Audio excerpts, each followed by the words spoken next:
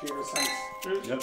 This is going to be a blast, okay? We've got some work to do. So we hosted a tasting day at Jeremy's house in order to sort of figure out what was possible, to more or less road test some of the beers that he had hand carried up from Costa Rica.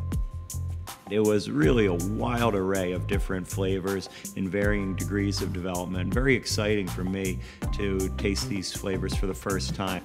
So who is ready for some mango May heffeweizen?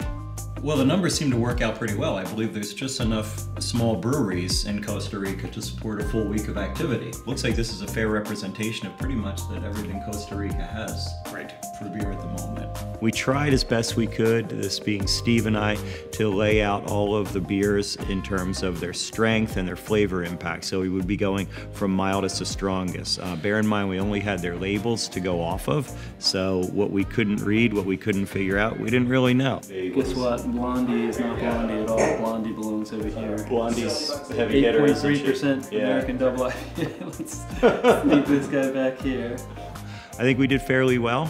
We did end up with the double black IPA and the honey and chocolate stout, so I think we figured it out pretty well. It was a wide array of flavors. It was a very exciting tasting day. 18 different brews, if I'm not mistaken. I mean, watching my partners that day, Jeremy and Patrick, and the things that they were talking about on the culinary side, I could tell there was a ton of inspiration that these beers created. I mean, for me, the really fun experience, and I think that the fun experience for the guests too, is that there's probably thousands of things that I never even thought of, and when I get down there and I see these incredible ingredients. So I'll write a menu like 14 times and get down there and just throw in the garbage and then start over.